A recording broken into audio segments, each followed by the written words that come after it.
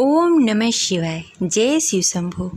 आप सभी को सावन की तीसरी सोमवारी की हार्दिक शुभकामनाएं। आज सुनेंगे सोमवार व्रत कथा, तो प्रेम से बोलिए उमा महेश्वराय नमः। जय शिव शंभो। सोमवार का दिन भगवान शिव को समर्पित है। आज के दिन भगवान शिव की पूजा आराधना करने से भगवान शिव और माता पार्वती की कृपा प्राप्त होती है। सोमवार के दिन व्रत पूजन करना चाहिए और व्रत कथा सुनना चाहिए। तो चलिए सुनते हैं सोमवार व्रत कथा। कथा शुरू करने से पहले कमेंट बॉक्स में लिखें हर हर महादेव। प्राचीन समय की बात है।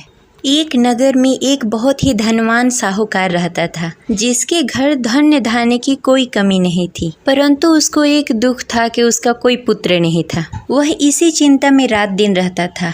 वह पुत्र कामना के लिए प्रतिदिन सोमवार को शिव जी का व्रत और पूजा किया करता था तथा संध्या काल को शिव मंदिर में जाकर शिवलिंग के सामने दीपक जलाया करता था।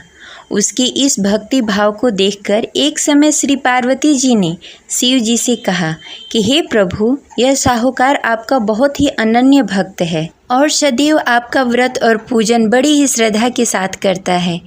इसकी मनोकामना पूर्ण करनी चाहिए। शिव जी ने कहा, हे पार्वती, यह संसार का कर्म क्षेत्र है। जैसे किसान खेत में जैसा बीज डालता है वैसा ही फल काटता है, इसी प्रकार इस दुनिया में जो जैसा कर्म करता है वैसा ही फल पाता है। पार्वती जी ने अत्यंत आग्रह से कहा, हे प्रभु, जब वह आपका अनन्य भक्त है, उसको अगर किसी प्रकार का दुख है तो आपको अवश्य ही उसका दुख दूर करना चाहिए, क्योंकि आप सदैव अपने भक्तों पर दया करते हैं, उसके दुख को दूर करते हैं। यदि आप ऐसा नहीं करेंगे तो कोई मनुष्य आपकी सेवा और व्रत क्यों करे? पार्वती जी का ऐसा आग्रह देख शिव जी ने कहा, हे पार्वती, इसका कोई पुत्र नहीं है, इसीलिए यह सदैव दुखी रहता है।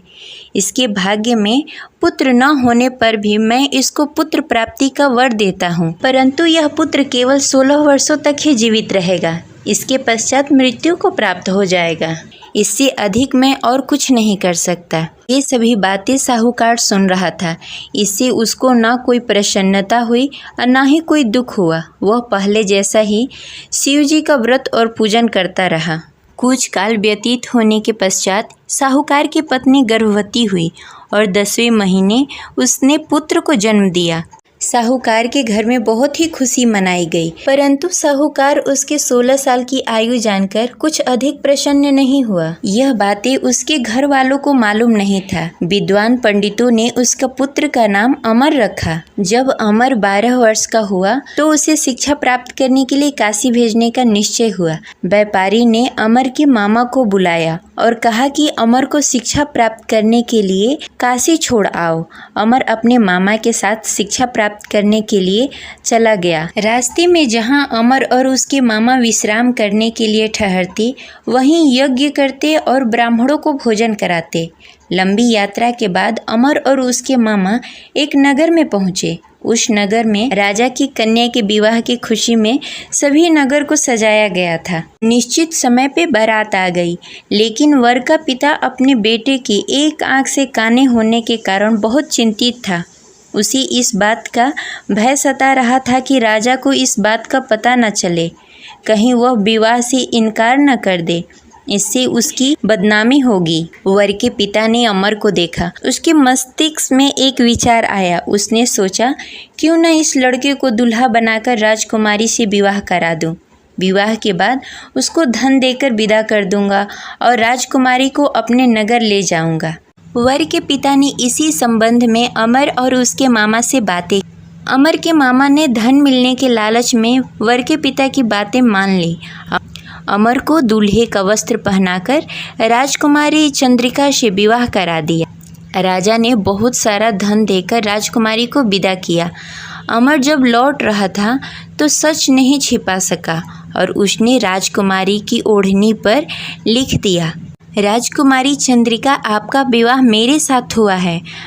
मैं काशी शिक्षा प्राप्त करने के लिए जा रहा हूँ। अब तुम्हें जिस नवयुवक की पत्नी बनना पड़ेगा वह काना है। जब राजकुमारी ने अपनी ओढ़नी पर लिखा हुआ पढ़ा तो उसके काने लड़के के साथ जाने से इनकार कर दिया। राजा ने सब बातें जानकर राजकुमारी को महल में रख लिया और उधर अमर अपने मामा के साथ काशी पहुंच गया। अमर ने गुरुकुल में पढ़ना शुरू कर दिया। जब अमर की आयु 16 वर्ष पूरी हो गई, उसने एक यज्ञ किया। यज्ञ की समाप्ति पर ब्राह्मणों को भोजन कराया और सभी को अन्न और वस्त्र दान किए। रात्रि को अमर अपने शयन कक्ष में सोने के लिए चला गया। शिव जी के वरदान के अनुसार शयन अवस्था में अमर के प्राण पखेरु उड़ गए। सूर्योदय पर मामा अमर को मृत देखकर रोने लगे। आसपास के लोग भी एकत्र होकर दुख प्रकट करने लगे। मामा के रोने विलापने का स्वर समीप से गुजरते हुए भगवान शिव और माता पार्वती ने सुन लिया। पार्वती जी ने शिव जी से कहा, मुझे इसके रोने का स्वर सहन नहीं हो रहा है, आप इस व्यक्ति के कष्ट अवश्य दूर करें। भगवान शिव जी ने पार्वती जी के साथ अदृश्य रूप में समीप जाकर अमर को देखा तो पार्वती जी से बोला, हे पार्वती, यह तो वही व्यापारी का पुत्र है। मैंने इसे 16 वर्ष तक की आयु का वरदान दिया था। इसकी आयु पूरी हो गई है। पार्वती जी ने फिर भगवान शिव जी से निवेदन किया, हे प्रभु, आप इस लड़के को जीवित करें, नहीं तो इसके माता पिता पुत्र की मृत्यु के कारण रो रो कर अपने प्राण त्याग देंगे। इसके पिता तो आपके परम भक्त हैं, जो वर्षों से सोमवार का व्रत करते हुए भोग लगा रहा है। पार्वती जी के आग्रह करने पर भगवान शिव ने उस लड़के को जीवित होने का वरदान दिया और कुछ ही पल में वह जीवित होकर उठ गया। शिक्षा प्राप्त करने के बाद अमर अपने मामा के साथ अपने नगर की ओर चल दिया।